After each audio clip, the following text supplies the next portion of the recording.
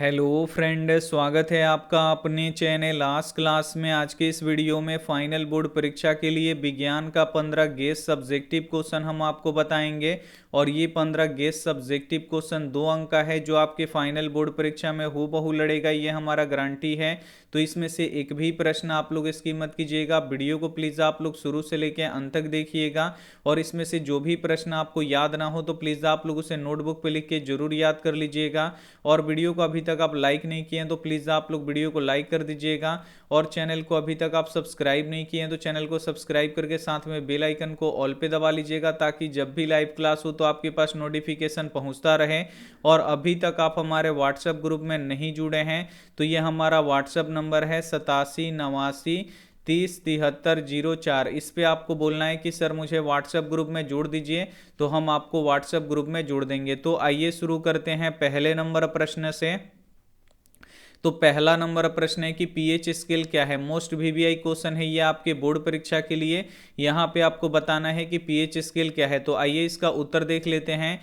किसी विलयन में उपस्थित हाइड्रोजन आयन की सांद्रता ज्ञात करने वाले स्केल को पीएच स्केल कहते हैं। तो पीएच स्केल किसे कहते हैं? तो किसी विलयन में उपस्थित हाइड्रोजन आयन की सांद्रता ज्ञात करने वाले स्केल को ही पीएच स्केल कहते हैं। पीएच स्केल का आविष्कार सोरेनसन ने किया। पीएच स्केल का आविष्कार किसने किया? सोरेनसन ने किया। पीएच स्केल पर 0 से लेकर 14 तक की संख्याएं अंकित होती है। जो पीएच स्केल होता है इस पे कितनी संख्याएं अंकित होती हैं? तो इस पे 0 से लेकर 14 तक की संख्याएं अंकित होती हैं। और पीएच स्केल पर अगर किसी विलयन का पीएच मान 0 और 7 के बीच में होगा तो वह अम्लीय होगा। अगर किसी विलयन का पीएच मान 7 से लेकर 14 के बीच में होगा तो क्षारीय होगा। अगर पीएच स्केल पर किसी विलयन का पीएच मान 0 से लेकर 7 के बीच में होगा तो वो कैसा होगा? अम्लीय होगा। अगर किसी विलयन का पीएच मान 7 से लेकर 14 के बीच में होगा तो वो कैसा होगा? क्षारीय होगा। तो आपको काफी अच्छी तरीके से समझ में आ गया होगा कि पीएच स्केल क्या है। तो किसी विलयन में उपस्थित हाइड्रोजन आयन की सांद्रता ज्ञात करने वाले स्केल को पीएच स्केल कहते हैं। पीएच स्केल का आविष्कार किसने किया था? तो सोरेनसन ने किया था। इसे आपको याद रखना है। और पीएच स्केल पर 0 से लेकर 14 तक की संख्याएं अंकित होती हैं। अगर किसी विलयन का पीएच मान 0 और 7 के बीच में आता है तो कैसा होगा? अम्लीय होगा। अगर किसी विलयन का पीएच मान 7 से लेकर 14 के बीच में होता है तो कैसा होगा? क्षारीय होगा। उम्मीद करते हैं ये प्रश्न आपको यहीं पे याद भी हो गया होगा। अगर याद हो गया है तो प्लीज आप लोग वीडियो को लाइक कर दीजिए। और चैनल को सब्सक्राइब नहीं किए हैं तो चैनल को सब्सक्राइब कर दीजिए। और वीडियो को प्लीज आप लोग शुरू से लेकर अंत तक जरूर देखिएगा। आइए देखते हैं अगला प्रश्न। 2 नंबर प्रश्न है कि मिश्र धातु क्या है। ये भी मोस्ट वीवीआई क्वेश्चन है ये आपके बोर्ड परीक्षा के लिए। और ये भी प्रश्न बोर्ड परीक्षा में आता है, इसलिए हम आपको पढ़ा रहे हैं। यहाँ पे आपको बताना है कि मिश्र धातु क्या है। तो आइए इसका उत्तर देख लेते हैं। 2 या 2 से अधिक धातुओं अथवा अधातुओं के समांगी मिश्रण को मिश्र धातु कहते हैं। तो मिश्र धातु किसे कहते हैं? तो 2 या 2 से अधिक धातुओं अथवा अधातुओं के समांगी मिश्रण को ही मिश्र धातु कहते हैं। जैसे पीतल हो गया, तांबा हो गया, जिंक हो गया, ये सभी मिश्र धातु हैं। तो यहाँ पे आपको काफी अच्छी तरीके से समझ में आ गया होगा कि मिश्र धातु किसे कहते हैं। तो 2 या 2 से अधिक धातुओं अथवा अधातुओं के समांगी मिश्रण को मिश्र धातु कहते हैं। तो चलिए अगला क्वेश्चन देख लेते हैं। 3 नंबर प्रश्न है कि उभयधर्मी ऑक्साइड किसे कहते हैं। ये भी मोस्ट वीवीआई क्वेश्चन है ये आपके बोर्ड परीक्षा के लिए। यहाँ पे आपको बताना है कि उभयधर्मी ऑक्साइड किसे कहते हैं। तो आइए इसका उत्तर देख लेते हैं। वे ऑक्साइड जो अम्ल तथा क्षार दोनों से अभिक्रिया करके लवण प्रदान करते हैं उसे उभयधर्मी ऑक्साइड कहते हैं। तो उभयधर्मी ऑक्साइड किसे कहते हैं? तो वे ऑक्साइड जो अम्ल तथा क्षार दोनों से अभिक्रिया करते हैं और लवण प्रदान करते हैं उसे क्या कहते हैं? उभयधर्मी ऑक्साइड कहते हैं। तो उम्मीद करते हैं ये भी प्रश्न आपको काफी अच्छी तरीके से समझ में आ गया होगा। आइए देखते हैं अगला प्रश्न।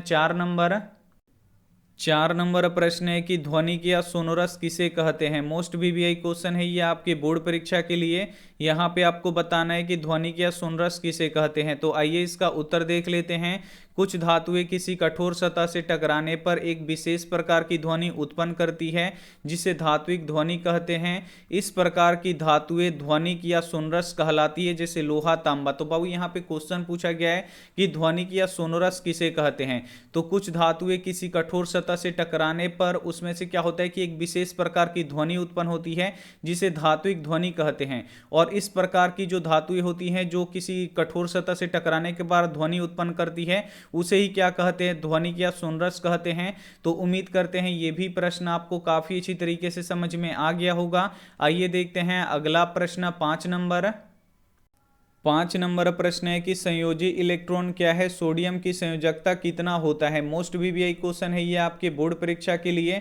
यहाँ पे आपको बताना है कि संयोजी इलेक्ट्रॉन क्या है। तो आइए सबसे पहले समझते हैं कि संयोजी इलेक्ट्रॉन क्या है। तो यहाँ पे उत्तर देख लीजिए, परमाणु के बाह्यतम कक्षा में उपस्थित इलेक्ट्रॉनों की संख्या को संयोजी इलेक्ट्रॉन कहते हैं। तो संयोजी इलेक्ट्रॉन किसे कहते हैं, तो परमाणु के बाह्यतम कक्षा यानी परमाणु के अंतिम कक्षा में जो इलेक्ट्रॉन उपस्थित होगा उसे ही संयोजी इलेक्ट्रॉन कहेंगे। सोडियम की संयोजकता 1 होती है। प्रश्न पूछा गया है कि सोडियम की संयोजकता कितनी होती है, तो सोडियम की संयोजकता 1 होती है। जैसे देखिए सोडियम का संकेत Na होता है और इसका परमाणु संख्या 11 होता है। तो पहली कक्षा में 2 इलेक्ट्रॉन होगा, दूसरी कक्षा में 8 इलेक्ट्रॉन होगा और अंतिम यानी बाह्यतम कक्षा में कितना इलेक्ट्रॉन होगा, 1 इलेक्ट्रॉन होगा। और यही जो 1 इलेक्ट्रॉन है ये सोडियम की संयोजकता होगी।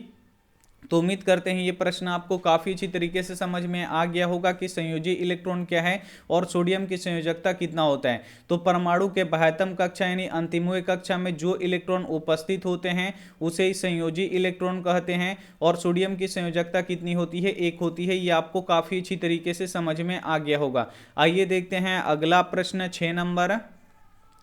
6 नंबर प्रश्न है कि रक्त क्या है, रक्त के कार्यों को लिखें। ये भी मोस्ट वीवीआई क्वेश्चन है ये आपके बोर्ड परीक्षा के लिए। सबसे पहले यहाँ पे आपको बताना है कि रक्त क्या है। तो आइए इसका उत्तर देख लेते हैं। रक्त एक तरल संयोजी ऊतक है। रक्त क्या है, जब आपसे पूछा जाएगा कि रक्त क्या है तो आप लोग जवाब क्या दीजिएगा कि रक्त एक तरल संयोजी ऊतक है। और यहाँ पे देखिए रक्त के प्रमुख 3 कार्य होते हैं। रक्त के कितने कार्य होते हैं, तो रक्त के प्रमुख 3 कार्य होते हैं। पहला देखिए पदार्थों का परिवहन, ये क्या करता है कि पदार्थों का परिवहन करता है। दूसरा देखिए संक्रमण से शरीर की सुरक्षा करता है। जो संक्रमण होते हैं यानी जो हानिकारक बीमारियां होती हैं उससे क्या करता है, ये लड़ने का कार्य करता है। और जो संक्रमण रोग होते हैं उसको हमारे शरीर से सुरक्षा प्रदान करता है। और तीसरा कार्य क्या होता है, तो शरीर के तापक्रम को नियंत्रित करता है। जो रुधिर होता है यानी जो रक्त होता है ये शरीर के तापक्रम को नियंत्रित करता है। तो ये आपको काफी अच्छी तरीके से ये भी आपको समझ में आ गया होगा कि रक्त क्या है, रक्त के कार्यों को लिखे।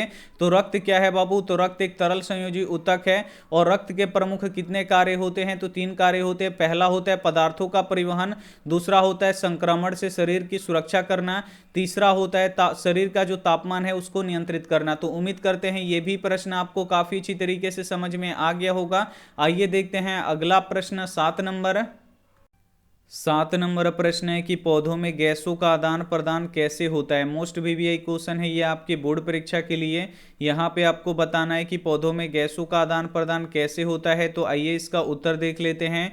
पौधों में गैसों का आदान प्रदान उनकी पत्तियों में उपस्थित रंध्रों के द्वारा होता है। पौधों में गैसों का आदान प्रदान किसके द्वारा होता है, तो पेड़ पौधों की पत्तियों में रंध्र उपस्थित होते हैं, इसी के द्वारा होता है। रंध्र कार्बन डाइऑक्साइड एवं ऑक्सीजन गैस का आदान प्रदान विसरण क्रिया के द्वारा करते हैं।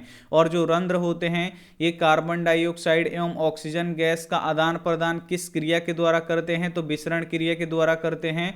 और यह क्रिया पौधों की आवश्यकताओं पर निर्भर करता है। और जो विसरण की क्रिया होता है ये पौधों की आवश्यकताओं पर निर्भर होता है। तो उम्मीद करते हैं ये प्रश्न आपको काफी अच्छी तरीके से समझ में आ गया होगा कि पौधों में गैसों का आदान प्रदान कैसे होता है। तो पौधों में गैसों का आदान प्रदान उनकी पत्तियों में उपस्थित रंध्रों के द्वारा होता है। और जो रंध्र होते हैं ये कार्बन डाइऑक्साइड एवं ऑक्सीजन गैस का आदान प्रदान विसरण क्रिया के द्वारा करते हैं। और यह क्रिया पौधों की आवश्यकताओं पर निर्भर करता है। तो उम्मीद करते हैं ये भी प्रश्न आपको काफी अच्छी तरीके से समझ में आ गया होगा। आइए देखते हैं अगला प्रश्न 8 नंबर। 8 नंबर प्रश्न है कि सजीव के 4 लक्षण लिखे। ये भी मोस्ट वीवीआई क्वेश्चन है और ये भी क्वेश्चन बोर्ड परीक्षा में आते रहता है, इसलिए हम आपको बता रहे हैं।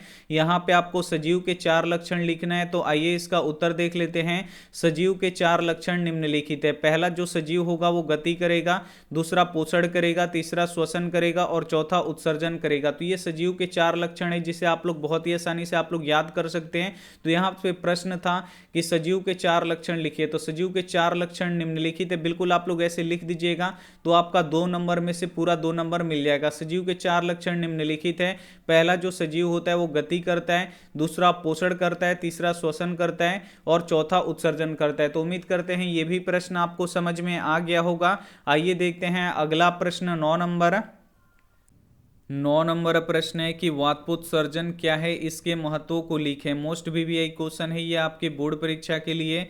यहाँ पे आपको बताना है कि वाष्पोत्सर्जन क्या है, इसके महत्व को लिखे। तो आइए इसका उत्तर देख लेते हैं। सबसे पहले समझेंगे कि वाष्पोत्सर्जन क्या है। तो पौधों की पत्तियों के छिद्रों से जल का वाष्प के रूप में बाहर निकलने की क्रिया को वाष्पोत्सर्जन कहते हैं। तो वाष्पोत्सर्जन किसे कहते हैं? तो पौधों की पत्तियों के छिद्रों से जल का वाष्प के रूप में बाहर निकलने की क्रिया को क्या कहते हैं? वाष्पोत्सर्जन कहते हैं। अब यहाँ पे आपको वाष्पोत्सर्जन के महत्व को लिखना है। तो यहाँ पे लिख दीजिएगा वाष्पोत्सर्जन के महत्व, और पहला महत्व लिखिएगा यह जल के अवशोषण को नियमित करते हैं। जो वाष्पोत्सर्जन की क्रिया होती है इससे क्या होता है कि जल के अवशोषण को यह नियमित करता है। दूसरा इसका कार्य होता है कि रसारोहण के प्रति उत्तरदायी होता है। और तीसरा जो कार्य होता है पौधों के तापक्रम में संतुलन रखता है। जो वाष्पोत्सर्जन की क्रिया होती है इससे पौधों के तापक्रम में संतुलन ये बनाए रखता है। तो यहाँ पे आपको समझ में आ गया होगा कि वाष्पोत्सर्जन क्या है और इसके महत्व को लिखें। तो वाष्पोत्सर्जन क्या है? तो पौधों की पत्तियों के छिद्रों से जल का वाष्प के रूप में बाहर निकलने की क्रिया को वाष्पोत्सर्जन कहते हैं। और वाष्पोत्सर्जन के क्या महत्व हैं? तो ये जल के अवशोषण को नियमित करते हैं, रसारोहण के प्रति उत्तरदायी होते हैं और पौधों के तापक्रम में क्या बताते हैं? ये संतुलन बनाए रखते हैं। तो उम्मीद करते हैं ये प्रश्न आपको समझ में आ गया होगा। आइए देखते हैं अगला प्रश्न 10 नंबर प्रश्न है कि क्या होगा अगर मानव शरीर से दोनों वृक्कों को हटा दिया जाए। ये भी मोस्ट वीवीआई क्वेश्चन है ये आपके बोर्ड परीक्षा के लिए। यहां पे आपको बताना है कि क्या होगा अगर मानव शरीर से दोनों वृक्क यानी दोनों किडनी हटा दिए जाए। तो आइए इसका उत्तर देख लेते हैं। यदि मनुष्य के शरीर से दोनों वृक्क हटा दिए जाए तो उत्सर्जन तंत्र नष्ट हो जाएगा। अगर मनुष्य के शरीर से हम दोनों वृक्क यानी दोनों किडनी को हटा देंगे तो जो उत्सर्जन तंत्र है वो क्या हो जाएगा? नष्ट हो जाएगा। जब उत्सर्जन बंद हो जाएगा तो हमारे शरीर में यूरिया जैसे हानिकारक पदार्थ बढ़ती जाएगी और वह शरीर से बाहर नहीं निकल पाएगी, जिससे मनुष्यों की मृत्यु हो जाएगी। तो यहाँ पे प्रश्न बोल रहे हैं कि क्या होगा अगर मानव शरीर से दोनों वृक्कों को हटा दिया जाए। तो यदि मनुष्य के शरीर से दोनों वृक्कों को हटा दिया जाएगा तो जो उत्सर्जन तंत्र होता है वो नष्ट हो जाएगा। और जब उत्सर्जन बंद हो जाएगा तो हमारे शरीर में जो हानिकारक पदार्थ यूरिया बनती है वो बाहर नहीं निकल पाएगी, उसकी मात्रा हमारे शरीर में बढ़ती चली जाएगी। और जब उसकी मात्रा बढ़ती चली जाएगी तो मनुष्य की मृत्यु हो जाएगी। तो उम्मीद करते हैं ये भी प्रश्न आपको काफी अच्छी तरीके से समझ में आ गया होगा। आइए देखते हैं अगला प्रश्न 11 नंबर प्रश्न है कि किसी चालक तार का प्रतिरोध किन किन बातों पर निर्भर करता है। मोस्ट वीवीआई क्वेश्चन है ये आपके बोर्ड परीक्षा के लिए। यहाँ पे आपको बताना है कि किसी चालक तार का प्रतिरोध किन किन बातों पर निर्भर करता है। तो आइए इसका उत्तर देख लेते हैं। किसी चालक तार का प्रतिरोध निम्नलिखित बातों पर निर्भर करता है। पहला जो निर्भर करता है वो करता है चालक तार की लंबाई पर। तार की लंबाई जितना ही अधिक होगा प्रतिरोध उतना ही अधिक होगा। देखिए पहला जो ये निर्भर करता है वो चालक तार की लंबाई पर निर्भर करता है। तार की लंबाई जितना ही अधिक होगा प्रतिरोध उतना ही अधिक होगा। तार की लंबाई जितना कम होगा प्रतिरोध उतना ही कम होगा। तो ये पहला हो गया। दूसरा देखिए चालक तार की मोटाई पर। तार जितना ही मोटा होगा प्रतिरोध उतना ही कम होगा। तार जितना ही पतला होगा प्रतिरोध उतना ही अधिक होगा। और ये दूसरा निर्भर करता है चालक तार की मोटाई पर। देखिए तार जितना ही मोटा होगा प्रतिरोध उतना ही क्या होगा? कम होगा। और तार जितना ही पतला होगा प्रतिरोध उतना ही क्या हो जाएगा? यहाँ पे अधिक हो जाएगा। तो ये दूसरा बात इस पे निर्भर करता है। और तीसरा निर्भर करता है चालक के ताप पर। ताप बढ़ाने पर चालक का प्रतिरोध क्या होता है? बढ़ता है। ताप बढ़ाएंगे तो चालक का प्रतिरोध क्या हो जाएगा? बढ़ जाएगा। तो यहाँ पे प्रश्न पूछ रहा है कि किसी चालक तार का प्रतिरोध किन किन बातों पर निर्भर करता है। तो किसी चालक तार का प्रतिरोध निम्नलिखित बातों पर निर्भर करता है। पहला यहाँ पे चालक तार की लंबाई पर। चालक तार की लंबाई जितना ही अधिक होगा प्रतिरोध उतना ही अधिक होगा। चालक तार का लंबाई जितना कम होगा प्रतिरोध उतना ही कम होगा। दूसरा निर्भर करता है चालक तार की मोटाई पे। तार जितना ही मोटा होगा प्रतिरोध उतना ही कम होगा। तार जितना ही पतला होगा प्रतिरोध उतना ही अधिक होगा। तीसरा निर्भर करता है चालक तार के ताप पर। ताप बढ़ाने पे चालक का प्रतिरोध क्या होता है? बढ़ता है। तो उम्मीद करते हैं ये भी प्रश्न आपको काफी अच्छी तरीके से समझ में आ गया होगा। आइए देखते हैं अगला प्रश्न 12 12 नंबर प्रश्न है कि उत्तल लेंस और अवतल लेंस में अंतर लिखे। ये भी मोस्ट वीवीआई क्वेश्चन है, ये आपके बोर्ड परीक्षा के लिए। यहाँ पे आपको उत्तल लेंस और अवतल लेंस में अंतर लिखना है। तो आइए इसका उत्तर देख लेते हैं। उत्तल लेंस और अवतल लेंस में निम्नलिखित अंतर है। यहाँ पे आप लोग लिख दीजिएगा उत्तल लेंस और अवतल लेंस में निम्नलिखित अंतर है। एक बगल आप लोग लिखिएगा उत्तल लेंस और दूसरे बगल आप लोग लिखिएगा अवतल लेंस और एक एक करके अंतर स्पष्ट कर दीजिएगा। तो आइए देखते हैं पहला अंतर।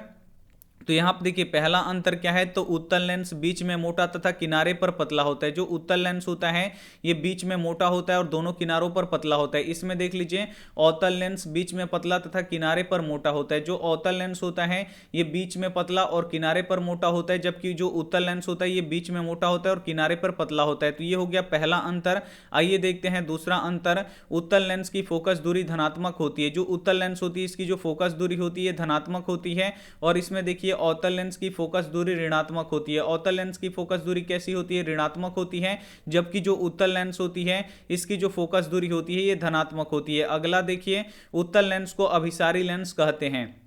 जो उत्तल लेंस होता है इसको हम अभिसारी लेंस कहते हैं, और इसको देखिए अवतल लेंस को अपसारी लेंस कहते हैं। अवतल लेंस को अपसारी लेंस कहते हैं और उत्तल लेंस को क्या कहते हैं, अभिसारी लेंस कहते हैं। 4 नंबर यहाँ पे अंतर देख लीजिए।